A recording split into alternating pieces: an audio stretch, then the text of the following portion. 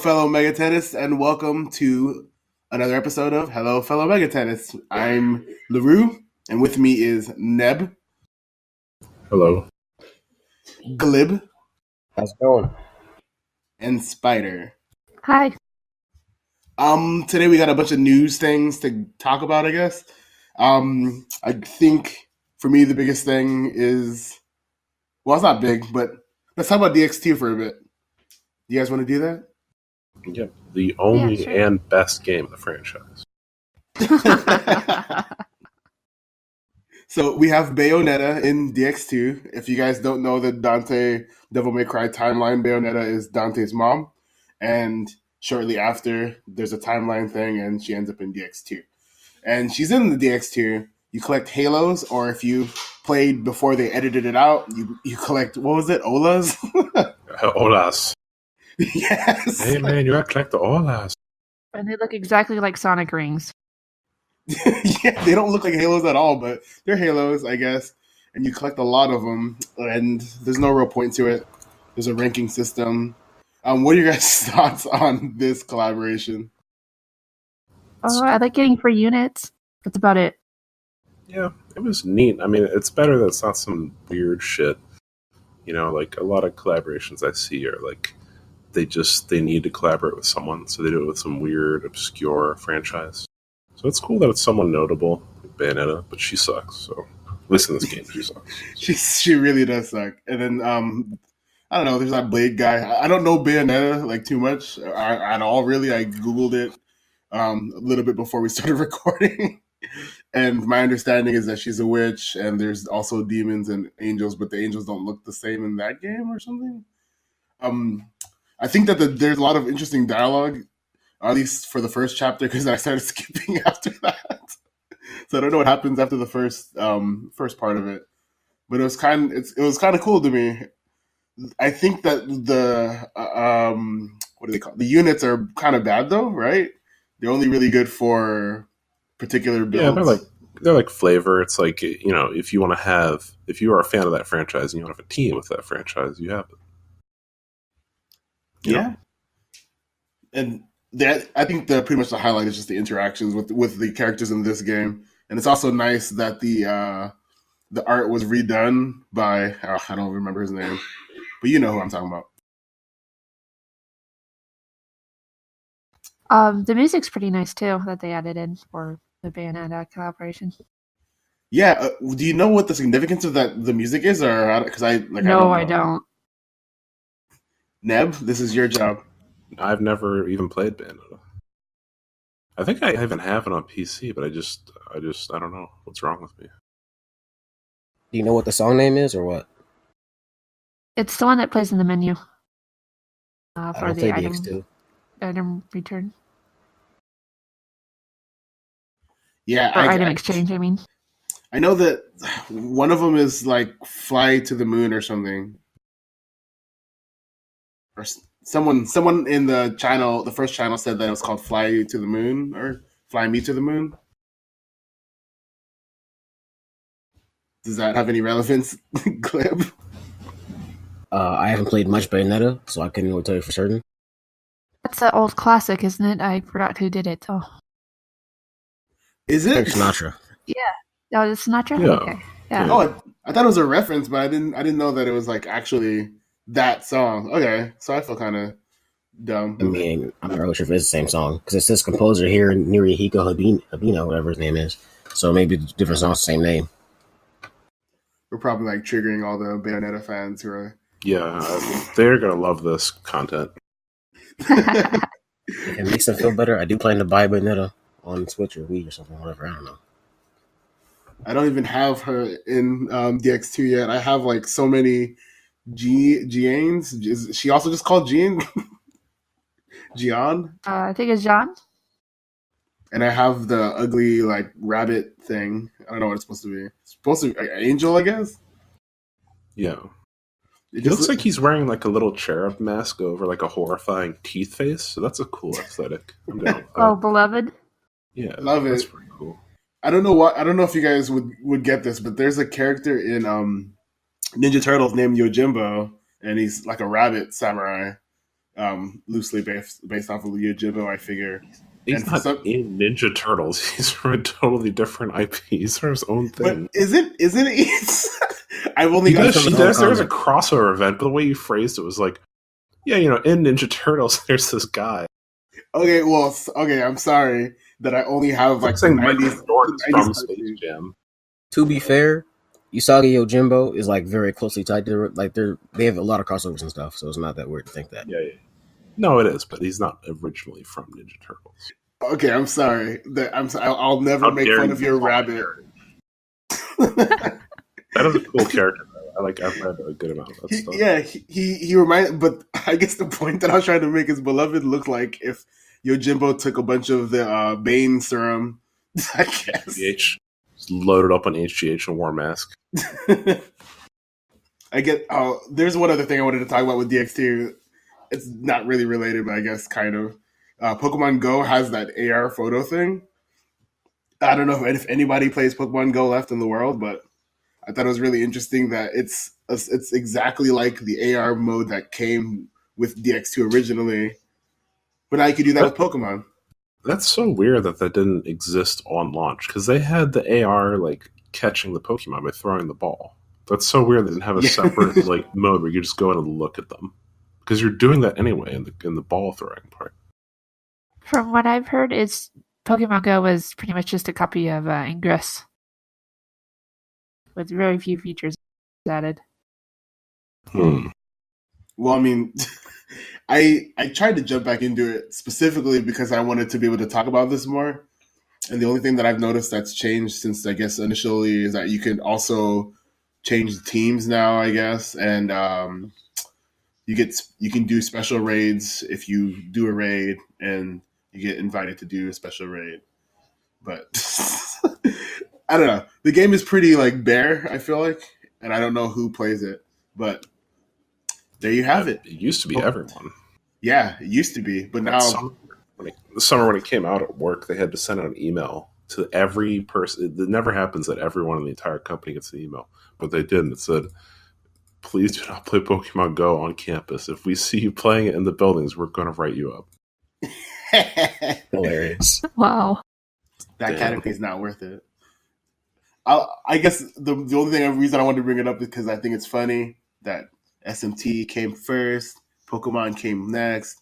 Now, and people go, "Oh, look, SMT copy Pokemon," and now Pokemon is straight up copying DX2, number like 49 of the top 50 like mobile games, and Pokemon Go is still like number 12 or whatever. They're just going to run out of Pokemon to add. They're just going to start adding cute chibi versions of existing demons. Little tiny Lucifer. Yeah. Lucimon. Tiny Lucifer. And then now let's never talk about DX2 again.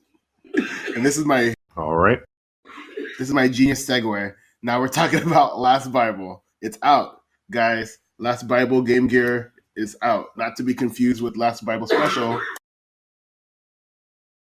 Sorry, I'm dying. Yeah, I have not played any of the Last Bible games. I guess they've all been recently translated, or some of them have been recently translated, but I have not picked any of them up. Does anyone know anything about them? Yeah. Actually, go ahead, Glib. I was gonna hold the spot. I mean, you know more about this than I do. You should go ahead and say something. Okay. Last Bible, this iteration is the first game. There is Last Bible for the Game Boy Color, or Game Boy, which we didn't get. We got Game Boy Color iteration, Last Bible, and over here it was localized as Revelations the Demon Slayer. It's a game that I believe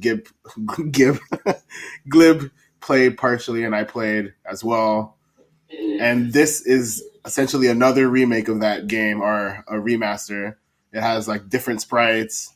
It has a more complete story, because if you played Last Bible 1 for any given amount of time, you'll find that it's pretty incoherent.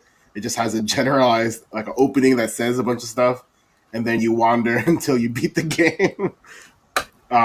This one attempts to kind of give you some lore and some information, because the other two games in the main series fills it out. So that being said, this is supposed to be the definitive version of the first game, and it looks pretty good. I haven't. Have you guys tried it yet, by any chance? Nope. Nope. I'm not gonna lie, I have other priorities right now. Oh no! I'll definitely check it out. They're not very long, right?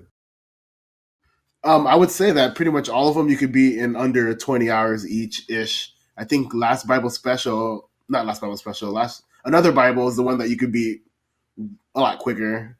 I want to say that this is the one that I read an interview where they said you're supposed to be able to beat it in a 5 to 10 hour flight or something.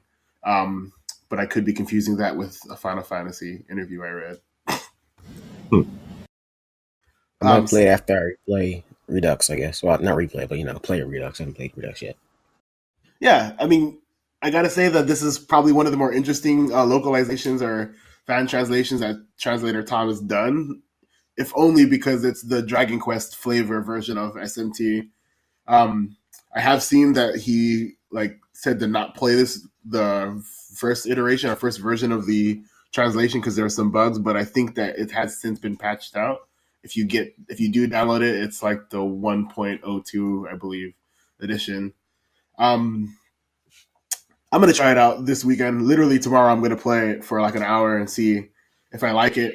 My biggest complaint that I think we've talked about it before is that the recruitment system is super dumb and there's no clear reason or rhyme to how to recruit anything. So none of the stats seem to affect your ability to recruit, and it just seems really random and it's annoying. And that was the only really big thing that I would complain about, and I hope that this version fixes it. That sounds pretty irritating. I like some of the random elements, but of recruitment in some of the games, but yeah, when it's inscrutable, it makes no sense. It's pretty bad. Yeah, and I guess the only other Last Bible related thing is that translator Tom has been posting a lot about his other Last Bible experiences. He's probably the only person in the Western speaking, English speaking world that's played the mobile versions of Last Bible 1, 2, 3, and another Bible. Actually, I don't think he's played another Bible. The reason why that's relevant is because those are yet again another remaster. So that version of Last Bible 1 is, I guess, supposed to be different than the Game Gear version. And also with 2 and 3, they're just complete overhauls graphically. And they look a lot better, which is kind of weird for a flip phone game. But there you have it. He's been posting a lot of screenshots. I think he posted Lucifer and Necomata and stuff. And they look pretty different. And even the character sprites are different. But in a good way-ish. One looks straight up like Felicia from Darkstalkers. Oh, that's interesting.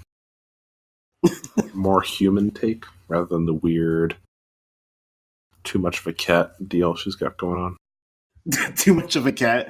There's definitely a slider on how appropriate a cat demon can be. Yeah, it's like the furry spectrum. Oh yeah. Proceed too far into the furry direction. It's just an actual animal. So you said this is a flip phone game or what? So this particular translation that Tom has released is a Game Gear game. Sorry, go ahead.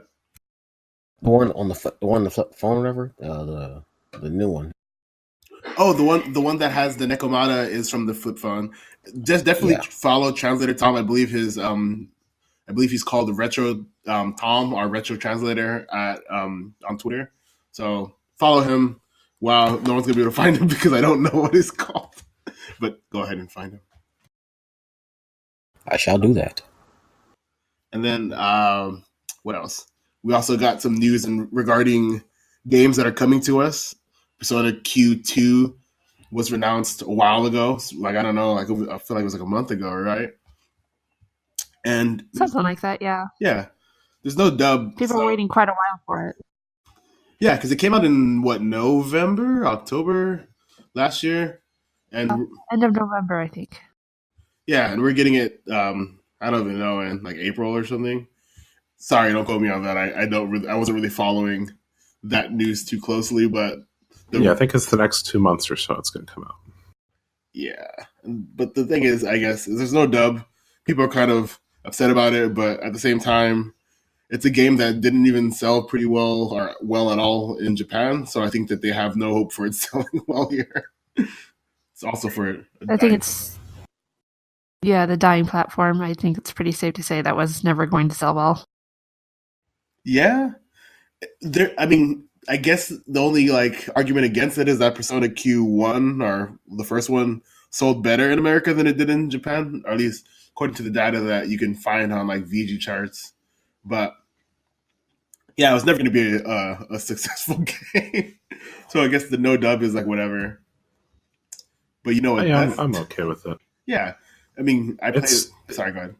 it's like a trend that's going on, right? First it was Redux, and then they're going to do Catherine with no dub, right?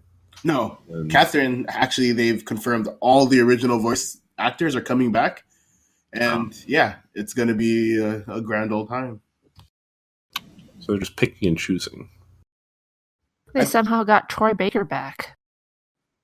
Yeah, Well, yeah. That's a lot. That's what I'm saying. I'm like, he's gonna cost like a pretty penny. Maybe that's why. Maybe he's the reason why we're not getting Persona Q2 in English. Troy Baker. What a jerk.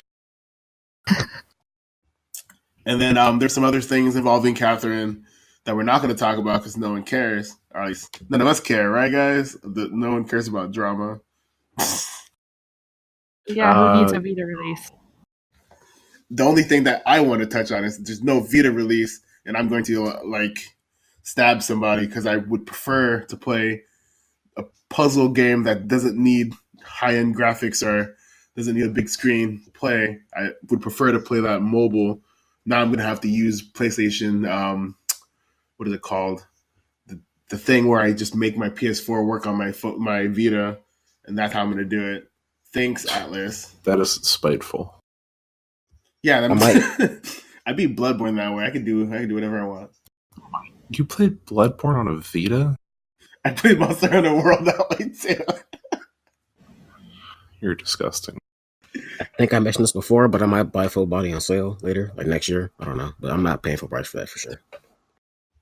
But it's different, and it's gonna have a. Well, actually, you could just wait for the manga because there's gonna have to be a manga. Instead of playing the game, you can wait for the manga. Isn't Classic. Isn't the story like That's what I should have said in the survey. Why haven't you played Catherine? I'm just waiting for the manga, dude. I gotta get the lore first.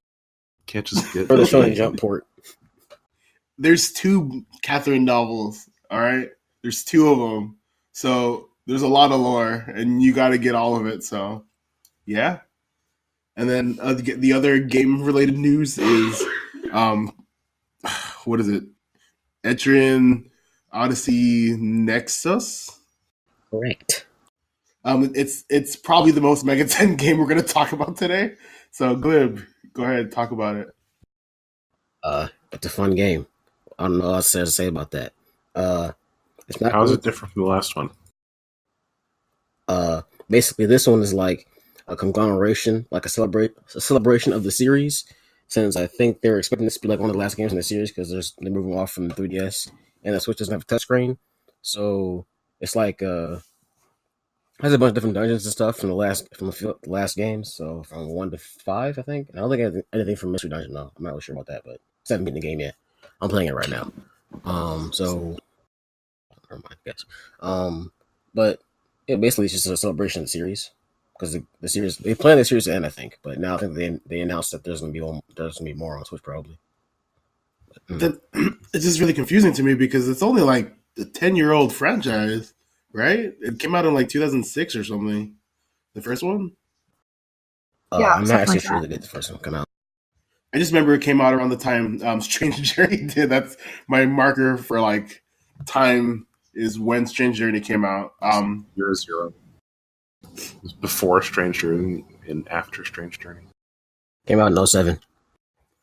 Yeah, so I was pretty good about that. So this is the same team that made some other big game that people talk about, right? What game? The other Reading Historia? no, they did something else, right? Aren't they the people that I'm not sure. They're the people that did the other game that's supposed to be pretty noteworthy in the SRPG world. Double Survivor? Never mind. It's. I could have swore it was something that people care about. And they got a new mobile game fairly recently too. I think some of this staff worked on Sharp FE too. No, that's not the game I mean either. This is the long. Can you describe it? This is the Landkars team, right? Or am I confused? Langrisser, right? Langrisser, yes. That's the thing I was thinking of. Isn't that supposed to be like good too? And is it in the same style of Etrian or no? I haven't played much Langrisser, so I couldn't really tell you that. Yeah, I just remember. I mean, the reason why I even know anything about it is besides I think we had someone on the Discord server who would talk about um, whoever made Langrisser a lot. Um, is that I would get YouTube ads for Langrisser Mobile all the time, and I didn't know why. And then I looked it up, and they're somehow related or somehow connected.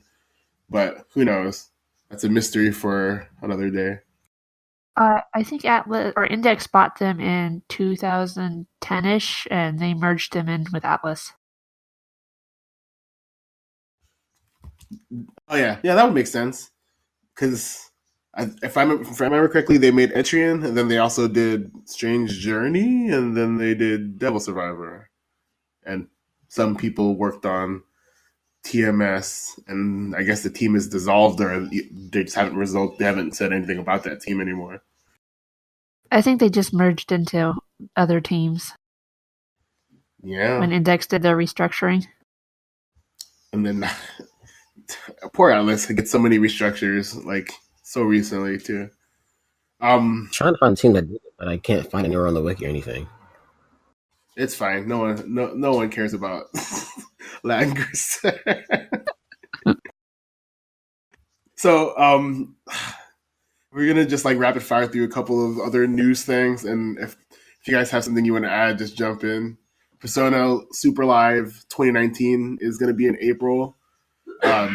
Towards the end of April, I saw people tweeting at what's his name, Lotus something. It's basically trying Lotus to get Juice. Lotus Juice, Squeezy Trigger. That's the only thing I can remember him as. So yeah, he's the rap god. Yeah, Big fan. People were like tweeting at him about tickets and stuff, and it's like he just keeps. I mean, he like posted something today that I was like, oh yeah, here's the link to the ticket sale. I was like, I don't have any part of that, and I'm like, yeah, because anyone know how to use Google? But yeah, the Super Live 2019 has those are the dates, and it has a ridiculous name.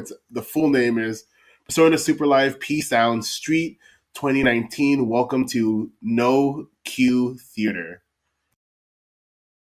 I think no means number. That's a lot. Number Q. Q isn't a number. Japan. It's almost long enough to be a light novel title. When I saw that, I thought that was the most relevant piece of information. Was a super over the top name. You know, when you're watching an anime, it's like a fighting game 9 expansions in. Yeah.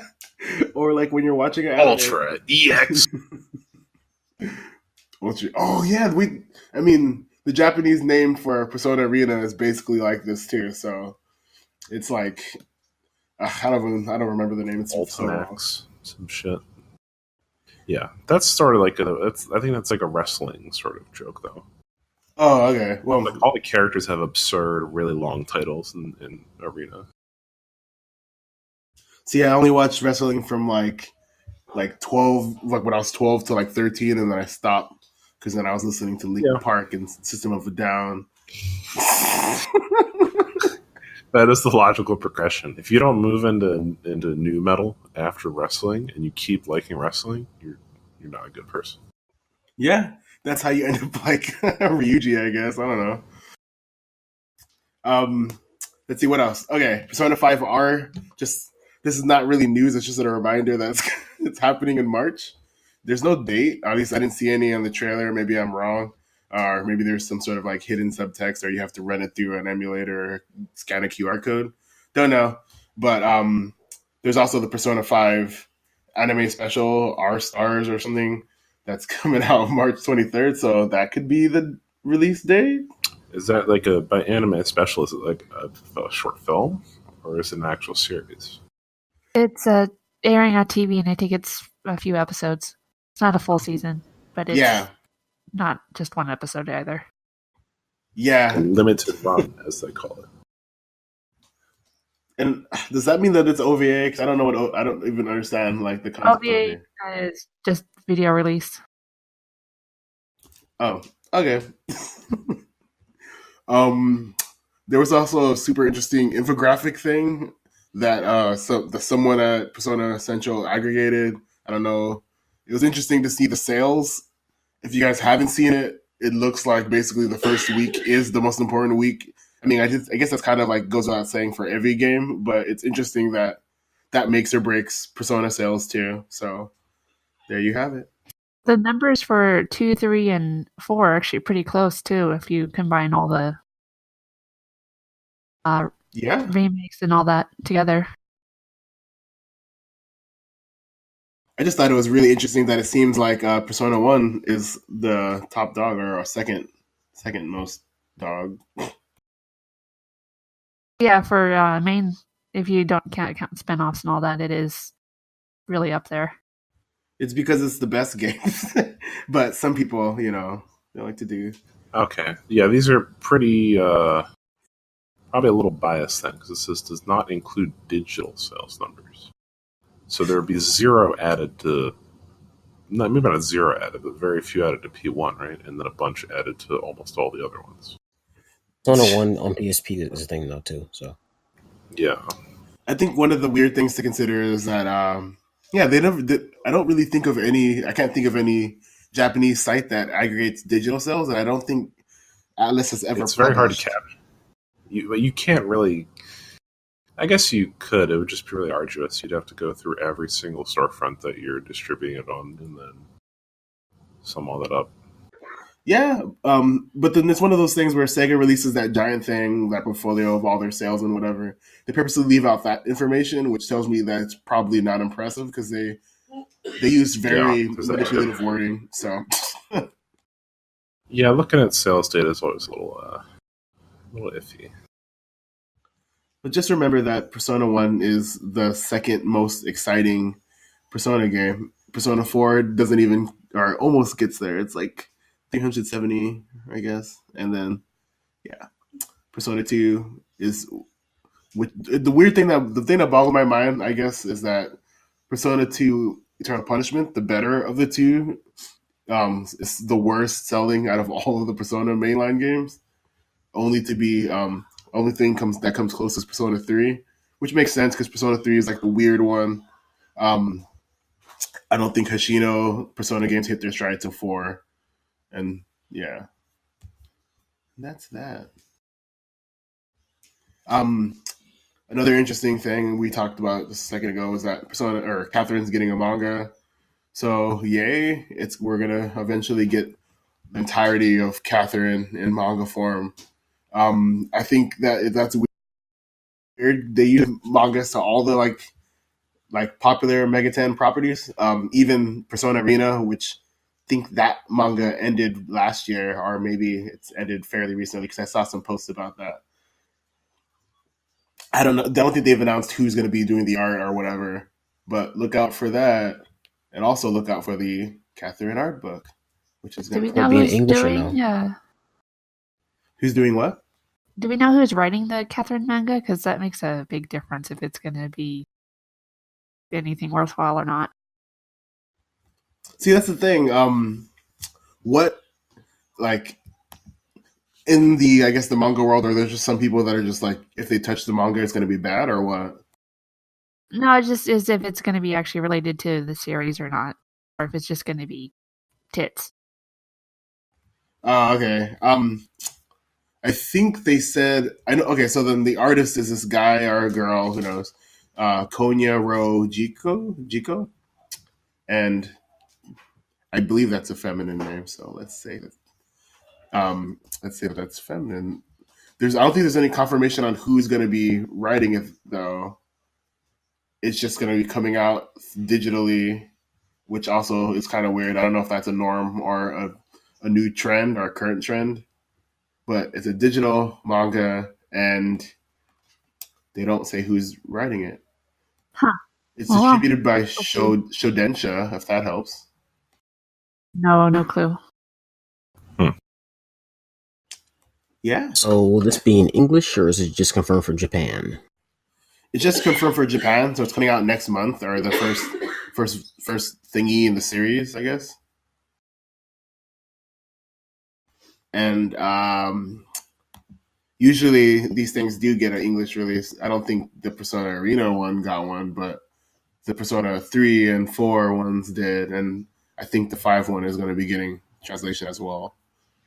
Wait a second. Was Persona Arena one for the like the original Ultimax game and stuff, or is it for like the cross battle one that was just a thing a while ago?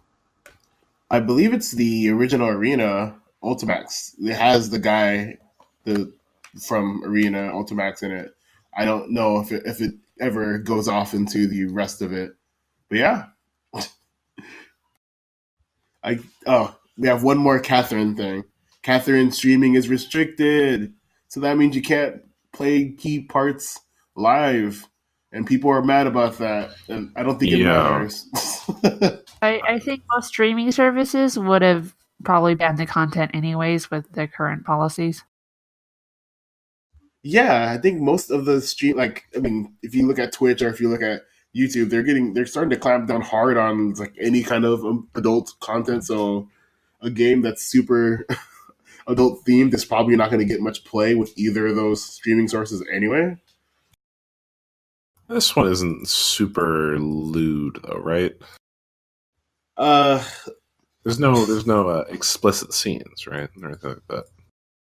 I mean, how explicit is what's like? I guess what it's all like. I guess. What do you mean explicit? Like R-rated, dude. Oh, it is very softcore then in that case. Yeah. But still, like, oh, this guy woke up next to this person, or he sees this person naked. That's fine. That's like an implication. There's all sorts of those in PG-13 type things. I think they'll be okay in terms of that. And the reason people were mad with Persona 5, they did the same thing. They restricted so you couldn't stream key scenes on PS4. People were mad because Atlas was like going in and like, I don't think they were DMCAing, but they were like reporting streams or whatever for talking. Or for like being like, oh, this is what's going to happen because I can't stream this part. Yeah, they were doing copyright claims. Oh, they were actually doing DMCA? Okay. Then yeah, that's why people were pissed. If they don't do that and they just let like the restricted scene technology do its magic, then it's fine. Like people will be mad, but they're not going to lash out like they did because that was fucked up. I don't stream, but I know when Persona 5 came out, I pre-ordered it, and I knew that my friend hadn't played Persona before, so I let them watch me while I was playing with screen share. And then when I got past the first like cutscene, it wouldn't let me stream at all. So I think like it wasn't just like you couldn't stream certain scenes; you couldn't stream any of it past like the first scene. So yeah, the whole thing. Oh, yeah, I thought it was just watch key scenes. See, and I mean, I do kind of remember some sort of notification. I don't really pay attention to that sort of thing. If your livelihood is streaming, then I can see that being an issue. But I feel like in terms of trying to create this is where people are going to think I'm crazy, but when you're trying to defend your IP and you want people to buy the game, defending the one part that people care about, which is the story, matters, I think. And also just creating a controversy would help too. So people going, oh, you're restricting it, then people will actually care about Persona. I wouldn't be surprised if that little minor controversy attributed partly to boosting the sales a bit. Or maybe, yeah. I don't care about that whole part. It's just like the weird backlash of them being like, all right, we're gonna copyright claim or like try to take down the streams in some capacity. That's when it's like you fucked up real bad. Yeah, that is a bit too much. Like, anything before that is like whatever. I don't care.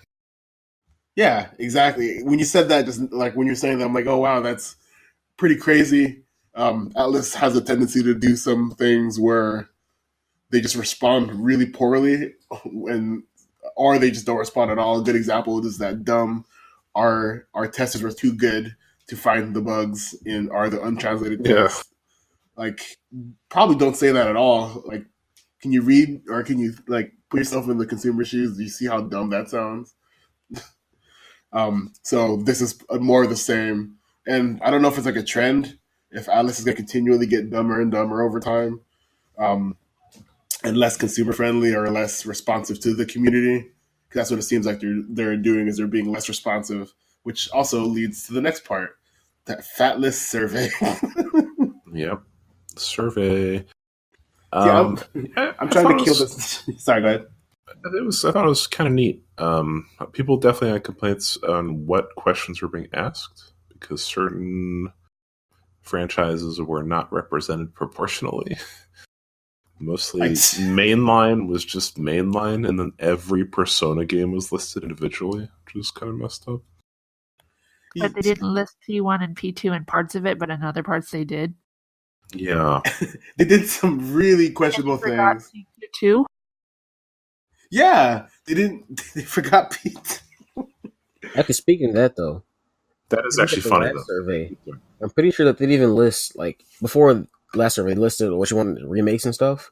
They didn't even list one or two, SMT 1 or 2 up there. It was just Nocturne. I thought that was weird. I don't know.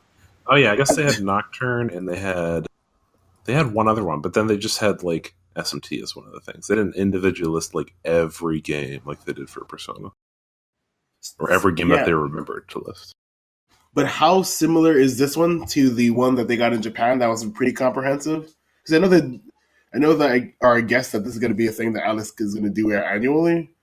I feel like maybe some of the cherry-picked games and questions are either mirroring that one or supposed to be expanding on some of those. Because I think that if let's say that a lot of people said they wanted Nocturne, and almost no one said they wanted a remake of 1 and 2. Maybe they purposely didn't put that in.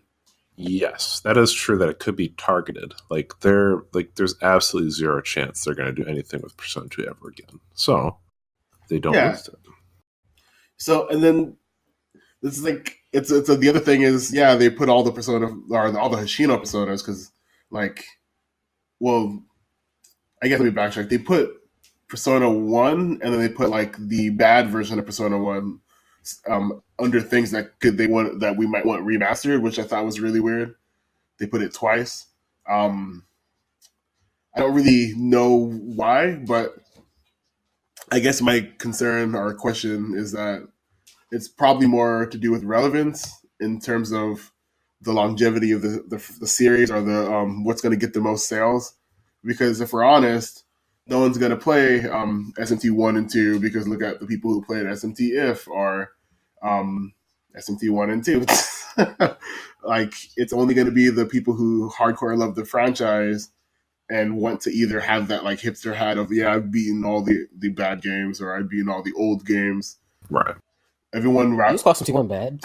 No, I'm saying that it's old. It was like bad is SMT If, old is the other ones. Or if you're going to be one of those people that just kind of parrot and what other people say, oh, those games didn't age well, you know? So I feel like a lot of it was kind of like that, very much targeted. But in saying that, I'm excited for the prospect of more Devil Survivor, even though Devil Survivor 2 wasn't that good compared to the first one. And I want a remake of Digital Devil Saga because it's probably the best story that Alice has done so far, in my opinion. Those are some. They definitely didn't complete it to the way they wanted either. There was a lot of problems during production. And just imagine, I mean, it's one of those things where if we imagine that they even did these remakes, so let's say they remastered Digital Devil Saga and they added stuff that was cut content, which is what like Maniac's Edition was for Nocturne or any of these other ones, or supposedly are adding cut content or things they couldn't add originally. How significantly better or worse would it be, considering that almost everyone involved are gone now? They're all dead. Like Tadashi Satomi is dead, Kaneko is dead. Like, what are we going to do? You're saying dead literally or metaphorically? Um, well, I have seen an obituary for someone named Kazuma Kaneko, but I don't think it's the same person. But figuratively, they're dead to the series. They're not going to ever come back to Atlas, in my opinion, or at least to that capacity where they're going to take ownership and direction. Yeah, the idea of going back and adding content to someone else's vision is a little bit weird. But it could work. I'd be willing to at least try it. But I would definitely question it too. I don't think it's worked for any of the series so far. Hey, Strange Journey Redux, right? I just think that it's not like they're probably completely different headspace right now too. Like the game is like what? Nocturne is like 16 now, right? So the game is probably around like 14 years old now, probably. DDS, I mean. I don't think it'll be the same thing. I don't think it'll be right. I don't know. Yeah. I mean, they could just like simple like, remaster, change a couple things, mechanics wise, maybe add some small content like some bosses, something simple that isn't going to change the entire flow of the game, how you level up or anything. Yeah, and there's other things that they can do, like for Digital Devil Saga in particular. I was thinking, so then they have like that mobile game that's just an added chapter to the beginning of the game or whatever. They could add that in, kind of like Kingdom Hearts style, where they just keep putting old things that don't really matter into the game and reboxing it. They could do something like that, I guess, or add the weird manga that there's no scanlation of online. That's also a Digital Devil Saga. But in terms of everything else, like most of these things that you could even consider for remakes are just kind of bad ideas, I think, in terms of representing that game as it was, or I guess moving forward, because then you're going to get a weird Strange Journey Redux where some people are going to really love it because they had no strong opinion of Strange Journey, or you're going to have people like me who have good taste and don't like Strange Journey Redux. And you're a bad person. Yeah, I am one of those people. I didn't play Strange Journey when it came out. I played only Redux. I thought it was cool, but I did play a Nocturne before it was ever remastered. So if it is, then I will be able to experience that. Well, you played the remastered version. Sure, but if they like super remaster it. Sorry, I had to be like that actually guy, but yeah. Well, actually, you didn't play in the original Japanese. And there's some other weird things. I'm just gonna keep digressing and being all crazy because there's a lot of things to talk about with the survey. One of the other things that people brought up was the weird separation of Soul Hackers from the rest of the Devil Summoner series. And I thought that was kind of odd. I didn't even know it was part of that. I thought it was a separate thing. I think I know why. Because if you look at it, I think the person confused Devil Summoner for Raito, and they assumed that Raito was Devil Summoner, and that Soul Hackers was by itself. They probably didn't know about the original Devil Summoner. I got confused with Devil Summoner on the survey. I was like, Devil Summoner's not even translated. How the heck am I going to play this? Yeah. So one of my theories, because I have some insider information, which is probably bad to put on a podcast. So one thing that I know about the current Atlas staff is that instead of hiring people that have a familiarity with all the content, which is the standard for most companies. So if you wanted to work at Blizzard, you'd have to be familiar with all of their content. They are pretty particular with you having like a strong understanding of their brand. Lately, someone from Atlas has told me that in general, they go, okay, you're a big fan of Etrian, you can work with for us, or you're a big fan of whatever else Atlas does that's not SMT, you can work for us. And that's kind of resulting in these people who are put into positions, especially PR positions, who don't really know like SMT or Megaten, whatever you want to call it. And that's probably why. And I think that you guys are right, because I don't think I even brought that. I don't know if I put that on the Discord, but yes, that's my theory. And you guys' theory is the same theory as my theory, which is like, it's pretty powerful, right? We're all the hive mind. And then also Promise Center. What is the most interesting non-Megaten thing that they put on the survey for you guys? Because for me, it was like, I thought Trauma Center was like stood out because is Doi going to go back and start working on Trauma Center again? And then I guess the other one that was kind of cool, that was like weird, was Girl Answer. Cause I'm like, I didn't know Girl Answer was a franchise. I thought it was kind of just like a thing, a one-off. I don't know. I didn't even notice Trauma Center, to be honest with you. I Radiant did. Historia. A funny little thing they added. Well, I mean, of those other non-Megaten games, were there any like? Do you guys actually? Sorry, I'm stumbling. Do you want me to list the things that they mentioned that's not Megaten, so you guys can talk about it? I guess. I think we know what Spider said. Radiant Historia. Yeah, but they already did a remake of it, and yeah, as far as I know, people aren't too thrilled with it. I heard it was good. I mean, I guess by one person told me it was good, but I didn't hear from like people. So I don't know. Well, Radiant Historia is pretty good. I mean, don't know the about the remake versus the original. I've only played a demo of the remake, and since I never played the original, I just was like, "Oh, this is okay." He also brought up Odin's Fair and Dragon's Crown, but I've never finished Dragon's Crown because it's kind of boring. And Odin's Fair, I've only seen, but it's the same people, right? It's Vanilla Soft or Vanillaware. Vanillaware, yeah. They have a very like unique sort of aesthetic. It's very bold looking. I like it because it's almost painterly, but I also don't like it because it's like too much, I think. Yeah, that's sort of the point. It's like very excessive. But yeah, if you don't like looking at all the noise, you may not like it. I think it's really cool. And I like Dragon's Crown. I didn't finish it. I was playing with my brother. But I love beat 'em ups. Beat 'em ups are fun. Did you guys add any like other when you could? Because you could add other games that you want to see them revisit or whatever. Did you guys do that or no?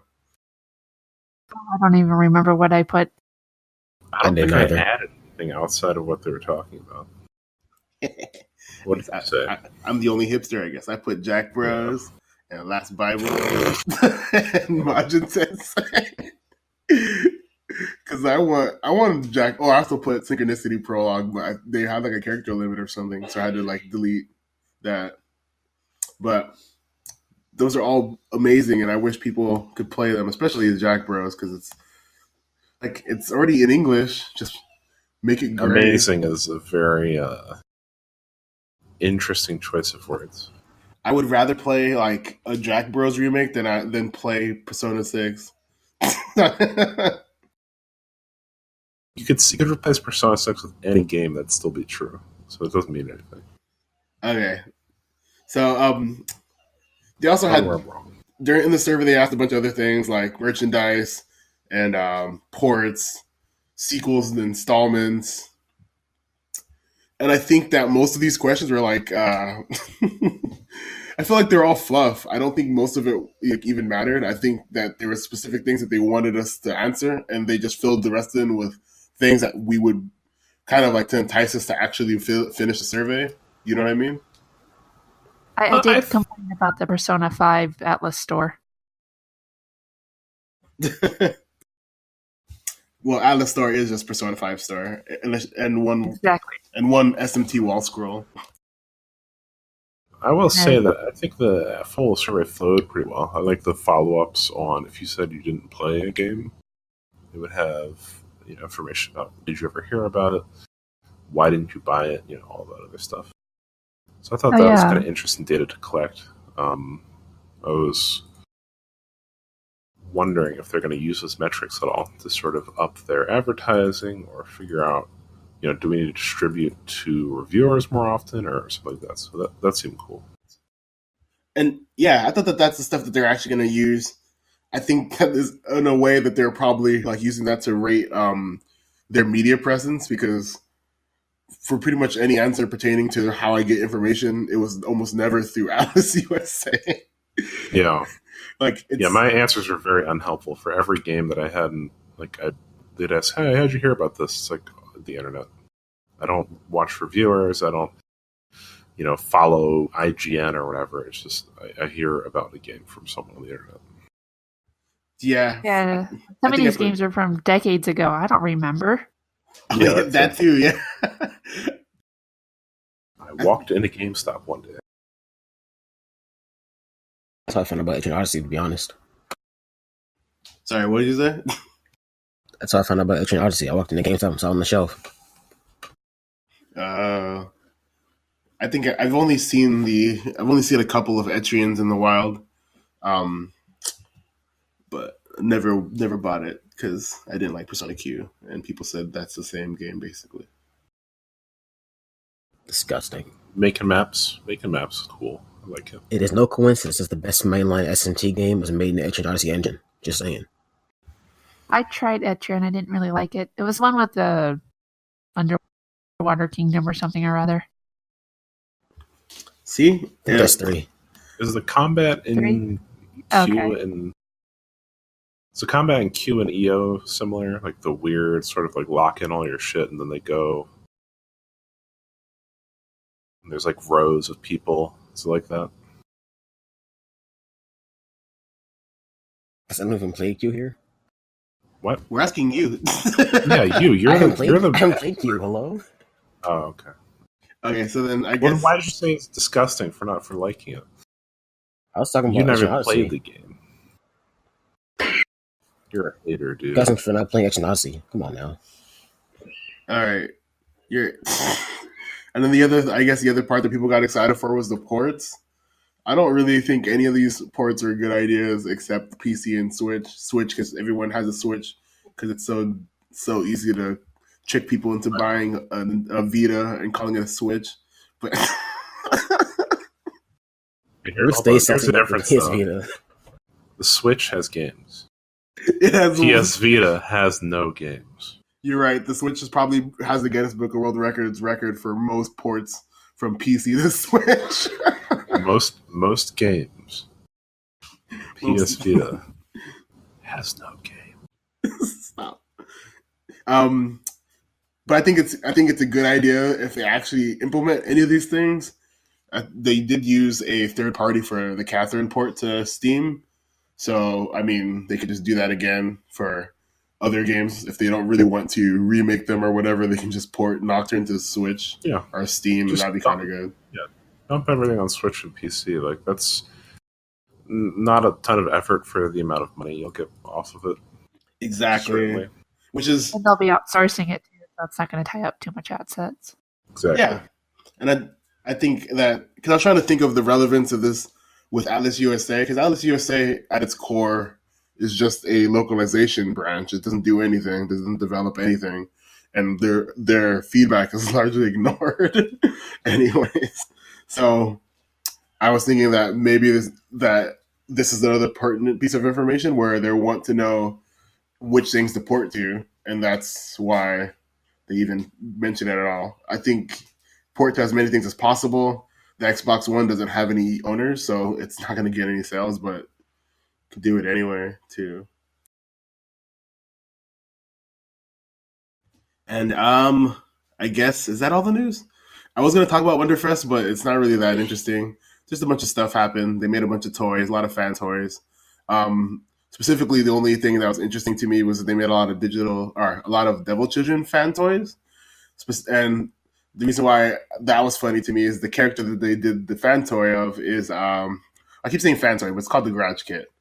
Is Neb's favorite Beelzebub. Hell yeah! In the show or in the show / series, his name is Zebul or Zet, and he's just like a normal demon boy, and then he turns into like a weird demon boy bee hybrid thing. A bee? Well, it's supposed to be a fly, but it's like a kid version of Beelzebub, so it doesn't look as Beelzebub-y. But when you look at it, you can see the original character design like kind of like mushed in with Beelzebub and made into a Digimon, and it's really interesting. But the toy is like a shoujo manga version of that character. Super weird. They made him like a pretty boy instead of like a weird like Bart Simpson-esque like troublemaker. And that's Wonderfest. I see the design now. It actually looks like the original design that Kaneko based his Beelzebub. Yeah, it actually yes, exactly. He looks like a kid in like a what are those like animal pajama costumes called? Onesies? I don't know. Yeah, there's like a word for kigu something. Onesie. Whatever. That's what it is. Yeah. Or like a sleeping bag, like a full body sleeping bag. That's actually like it comes full circle. Full body. We're here. Catherine. Oh shit. Uh-oh. Let's try to avoid that drama conversation though. Another thing that happened is that people data mined whatever that means for Persona, Smash Bros, and Mementos is going to be maybe Smash Stage. So big surprise. What else would it be? What else has like a other room recognizable? No, Cafe LeBlanc. They might transfer it. It's just in a coffee shop the entire time, or the gun shop. Would be cool is if it was in the that square where the Tora is, because he's the only social link that matters anyway. Yeah, he's just talking. He's giving a speech the entire time you're playing. You get a 3-hour recorded speech. You get bust when you hear like certain parts of his speech. That'd be cool. There was also other stuff uncovered too in the data mine. A asset for Joker named Jane. So, and it's apparently ponytail or something, or ponytails. Oh, like so I'm guessing it's probably Anne or his cross-dressing costume. His cross-dressing costume is like him in like police uniform, isn't it, or something? Yeah. That's interesting. I don't even know how to feel about that. It's like one of those things where I feel like people are going to complain because people complain with any change. Well, don't worry. They'll confirm Persona 5 for Switch, and it'll have a FemMC. Don't worry about that. That's not going to happen. That would be so interesting if this data mine broke that news of a fem option for the main character. That would be pretty interesting. You're right. It would be interesting, but I think it's highly unlikely. Yeah. Especially with most of the veteran staff of P5 moving on to a new project. Yeah. Yeah, or it could be like we're like the spitting on the grave thing with Strange Journey Redux, where they're like, "Oh, I know this matters to you guys, so we're going to change it, make it bad." Yeah, but that still had original staff on it. True. Yeah. How would you feel if they just like dropped in a new character model and every single interaction was exactly the same? It'd be like DX2. Yeah. Hey, Sega knows how to make a Megaten game. That's what I'm saying. Yeah, I totally like my female character being called bro, or man, or sir. To be fair, I do call everyone dude, and it makes some people upset. Yeah, dude's okay, but bro's definitely not. Bro's a little bit overwhelming. I've gotten in trouble for calling a group of girls guys before. Like, I think and I don't know. Isn't guys like genderless? Or to me, it is. I think it is too. Yeah, it depends who you're talking to.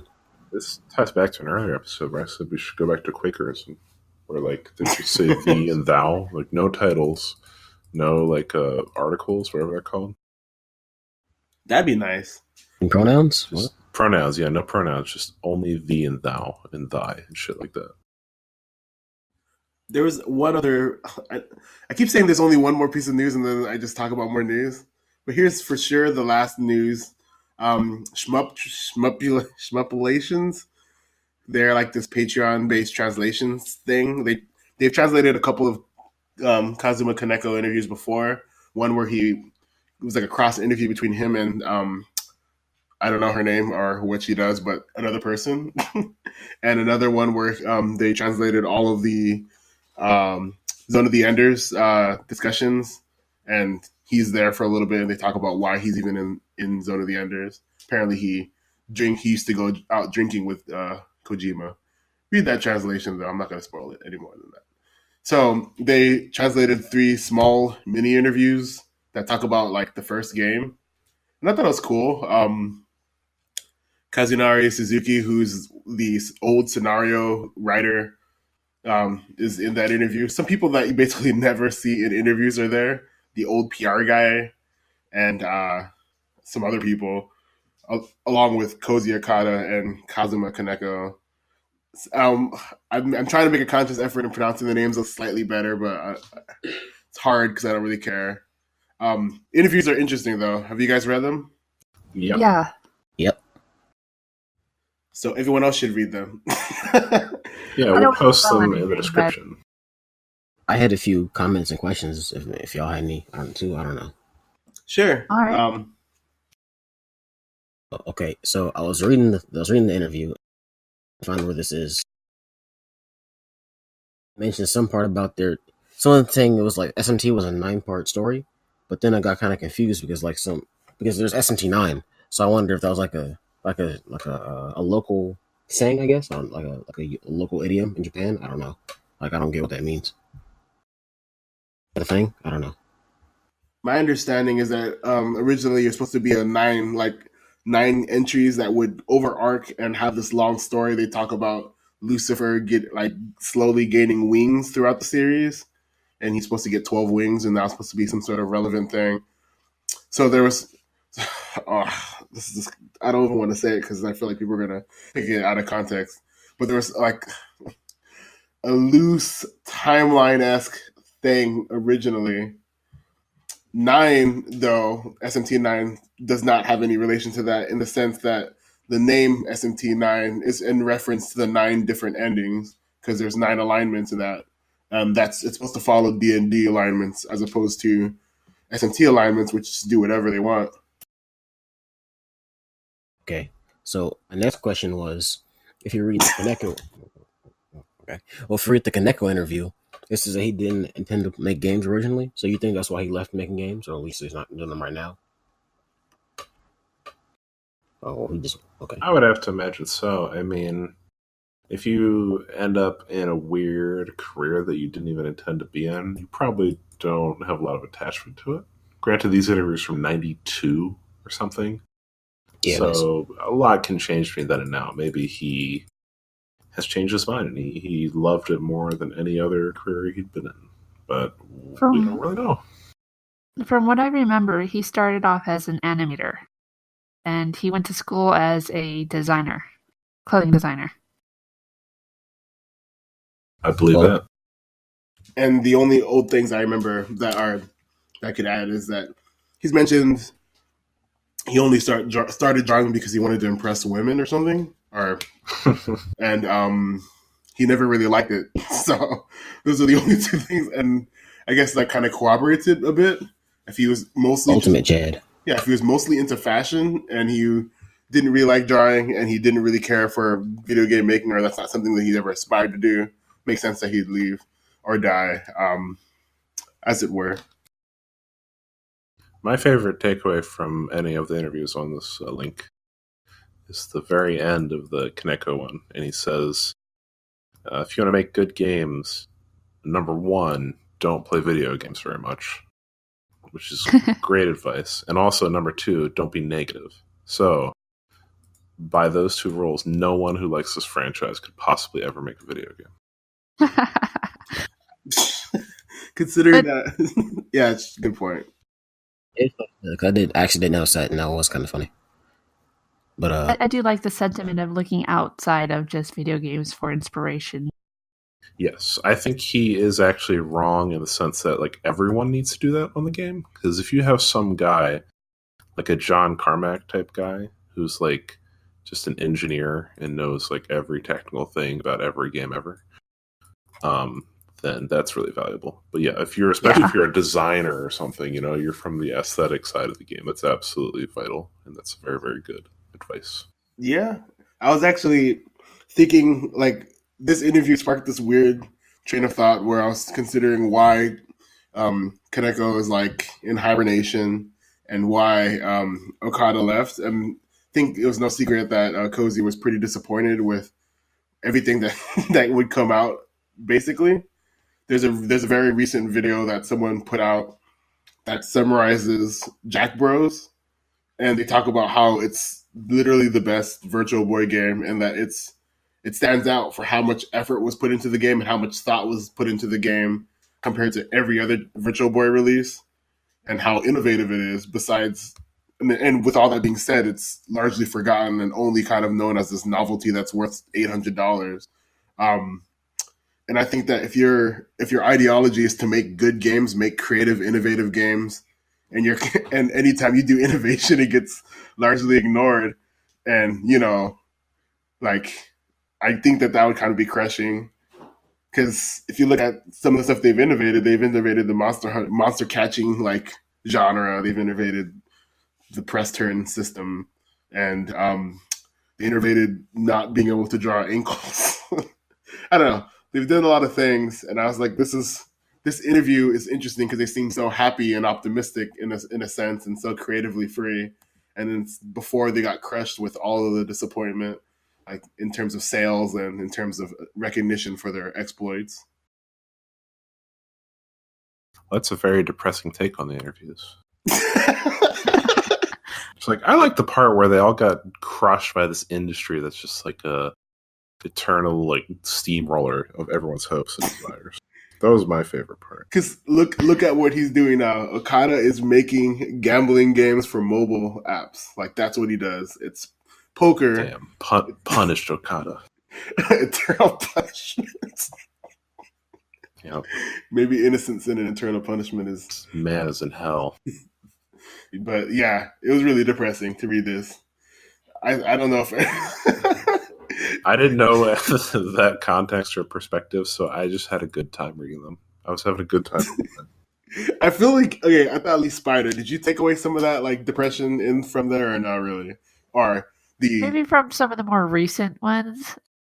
Yeah, a little bit. Okay. There's a lot more, I guess,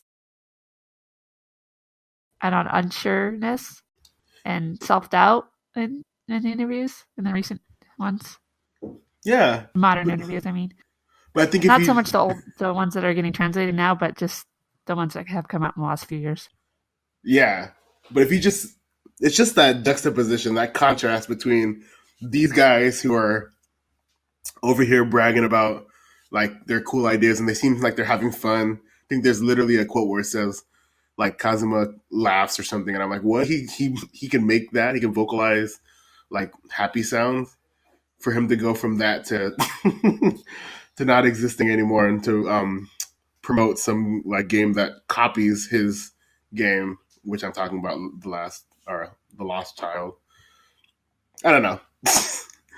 Before we change topics, I have one more thing. Go for it.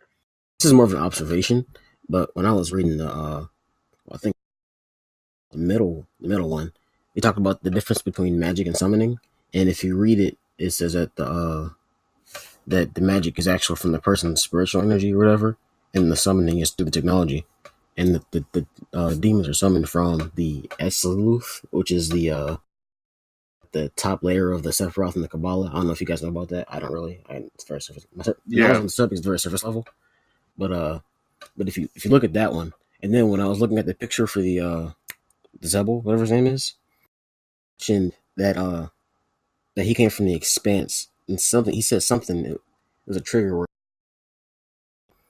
and then basically referenced the Kabbalah, reference the Sephiroth too. So I'm wondering if like the Expanse and Sephiroth are the same thing.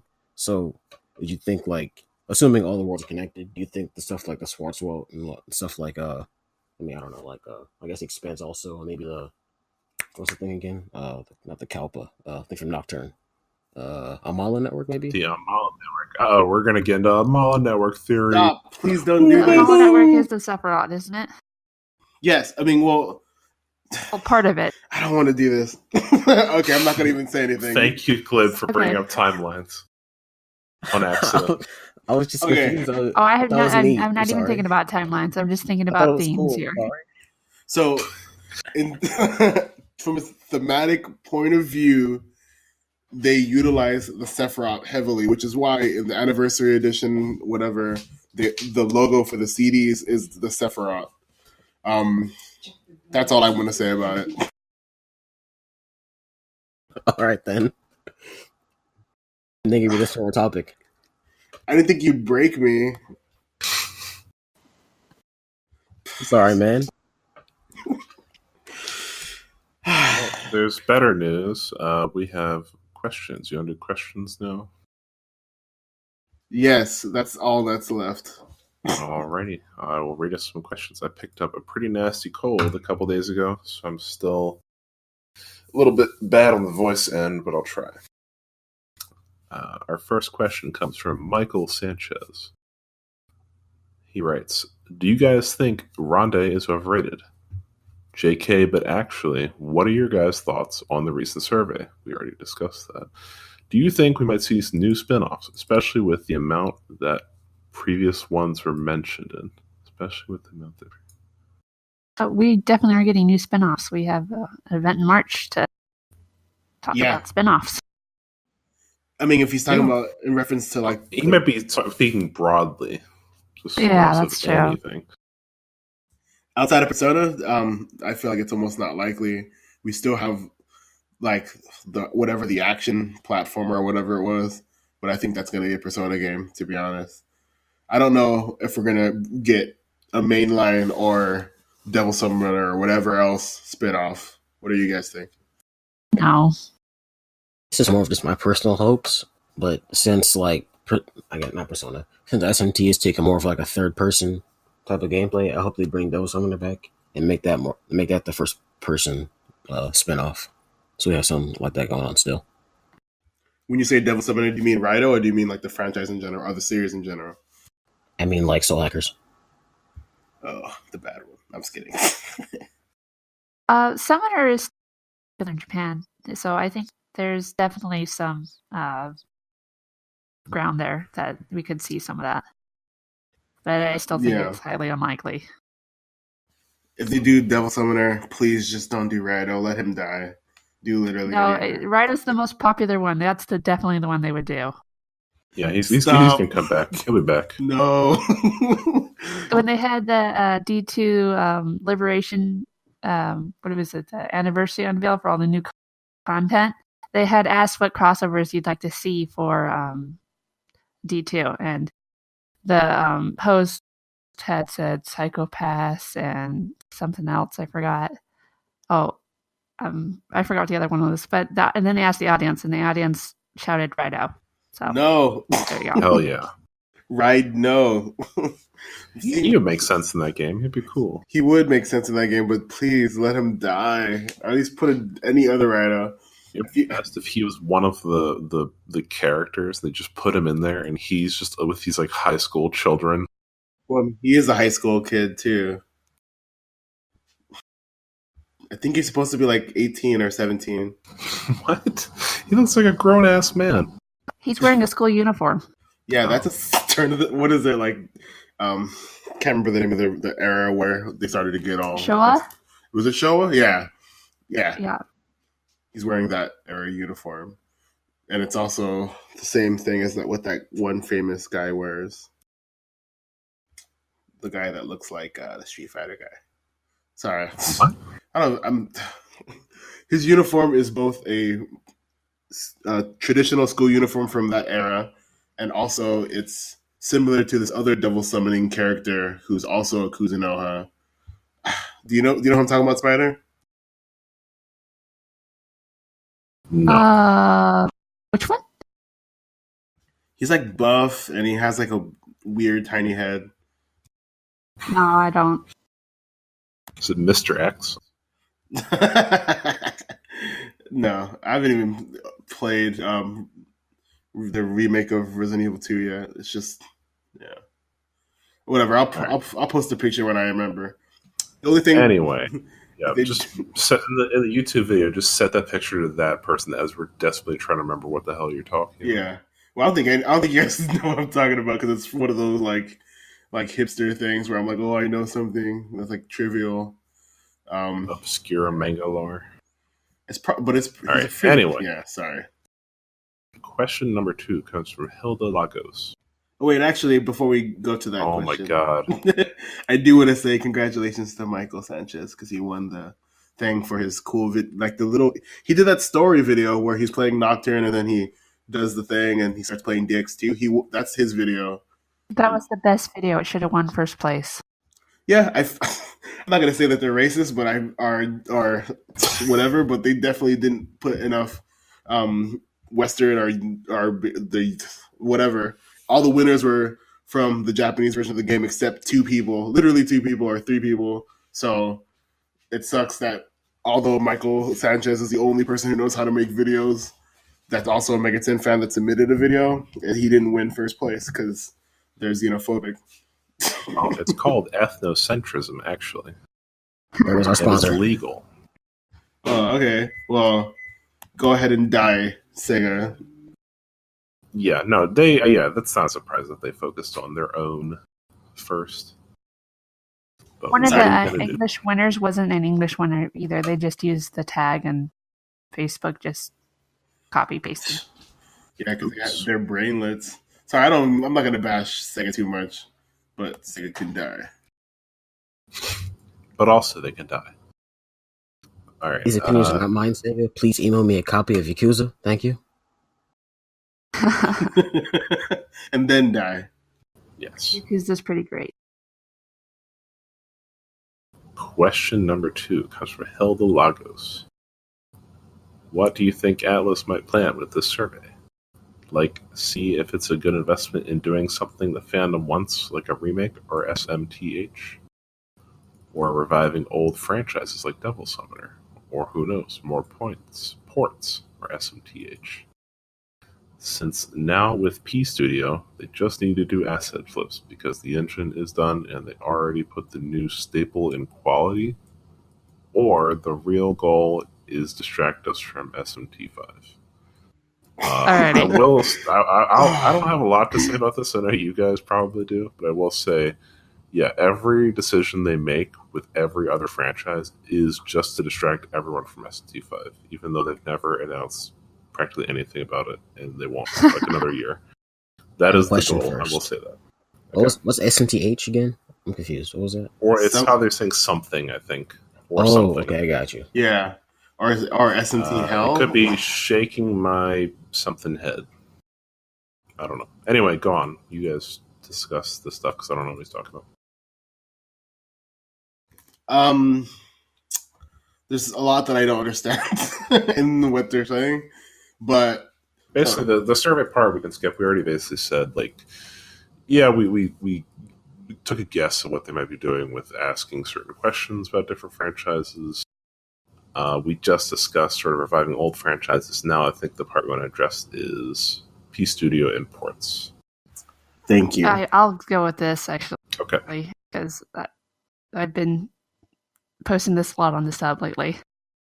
The asset flips for Persona are not being used for SMT5 or any other game.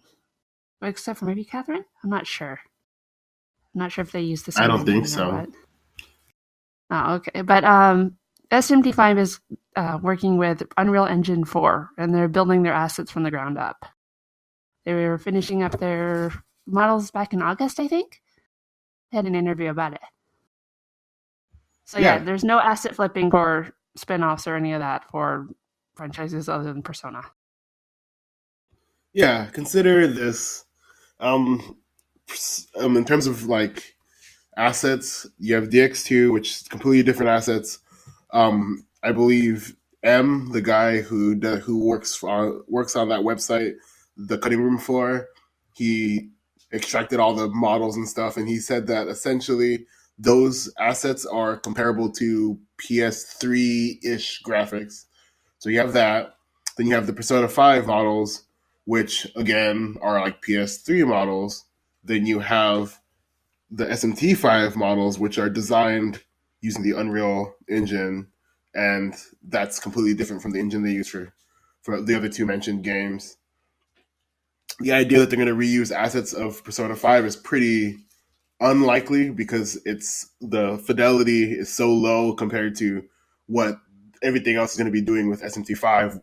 It's more likely that they're going to use whatever they do for SMT5 in the future, but I don't think I can see 4 years into the future because I don't know what they're going to do with those assets besides maybe some like spinoffs, like you were saying. The new spinoffs that are coming out for Persona 5? Oh yeah, if they I guess that's probably going to be the only case of when if they reuse assets for Persona 5, they'll probably use them for those spinoffs. I don't think they're going to use the Unreal Engine because I think the only other game that they're possibly using that engine for is possibly RA Project Fantasy, and I don't even know that because they don't. I don't think they've stated what engine. In regards to distracting us from SMT5, every single release they ever do is always the same. They do a teaser, then years pass, and then they do another teaser with maybe a little more to it. And then in the year that it's going to be released, we usually get a full trailer followed by trailers almost every month, and then we get the game. It's pretty systematic.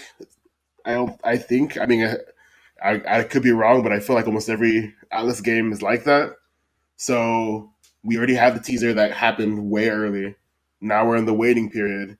They're not doing this to like distract us or whatever. There's 3 different teams at least for Atlas. This is just how they work. Teaser, bunch of time, trailer with release date, trailer. We get the game. Right? Am I wrong? There's a bunch That of fantasy sounds articles true. 6 months before it comes out too, usually. Yeah, that too. But I'm just talking about like people tend to miss all that stuff. If you're just a casual fan, you're probably only going to watch the teasers. You're not going to read any of the articles. You're not going to read. Well, I mean, unless it's Persona Central, you won't read any of the articles or anything. So I forgot what the point is. Point is, no, you're wrong. Yeah, that's a safe. Glib? I kind of agree with you on that last part. I don't think they'd really be trying to, what's the word, make us not pay attention to SMT5. I feel like at that point they wouldn't have announced it at all. You know, I don't know. Yeah, they just have a really weird marketing strategy, and it doesn't really work. So I don't know why they keep doing it that way. But yeah. I mean, to be fair, it was at the announcement of the Switch. I feel like if they were closer to releasing it to the Switch coming out, it would have been better because it would have been in people's heads because it was announced with the Switch. Not announced, but like revealed with the Switch, rather. Yes. Moving on, guys, please. Probably. All right. Guys and gals. Yes. Don't you dare. All right.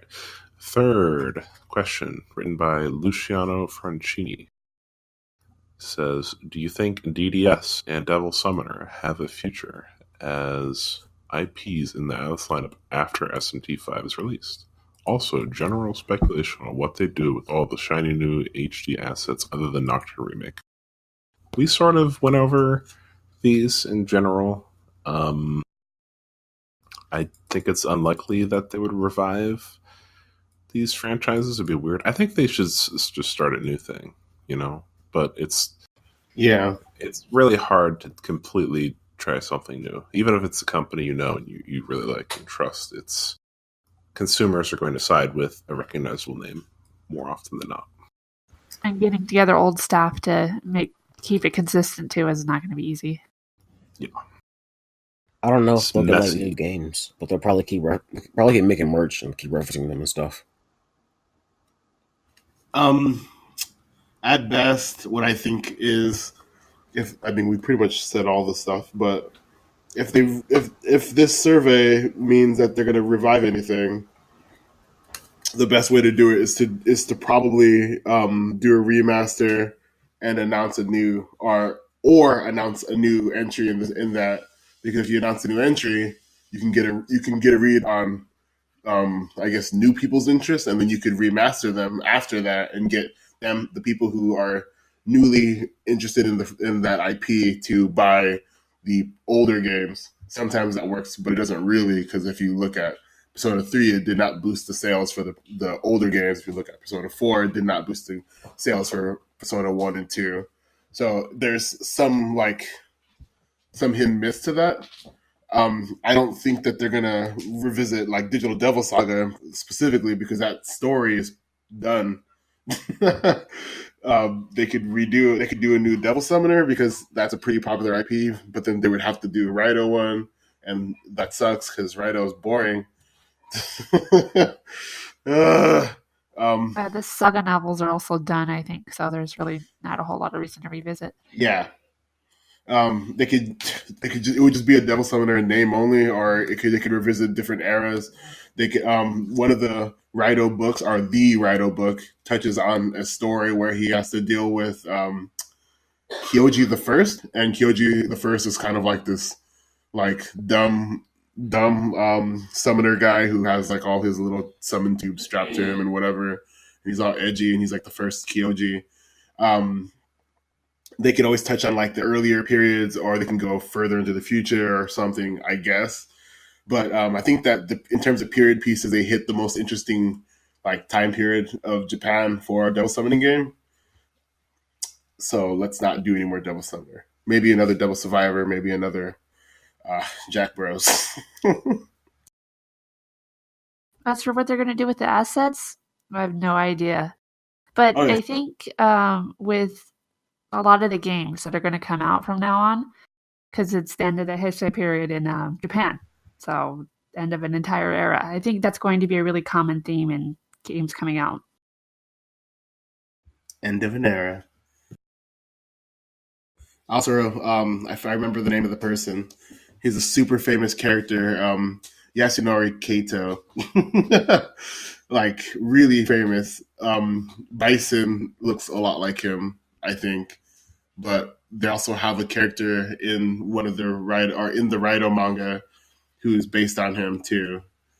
And he looks basically like Raido. Sorry to like jump back, but if you rewind the podcast 10 minutes ago, you'll know, I guess. Yeah, his character design is based off of some old tokusatsu show, I think. Oh yeah, that's the one. Yeah, and that's it, I guess. Yep, there were only 3 questions this edition because somebody posted the "Please give us questions" notification too late. Yeah, sorry about that, and I also won't ever use a meme when I ask questions, because I guess everyone was just like, "Well, this meme is a meme," and no one decided to actually read the text. So I won't ever pair that. I won't ever do that combination, because that resulted in 3 questions. Also, sorry. So, anyways, I guess that's it. Unless you guys have anything else you want to say, is there anything else you want to say, guys? Nope. Guys and gals. No. Good. I guess not. All right. Thank you guys and gals for watching or listening to Hello Fellow Megatennists. And we 4 people are going to stop talking now. I'm Larrue. Yep. And you guys. The Funky Bunch. Alrighty. Okay. Yep, the Funky Bunch.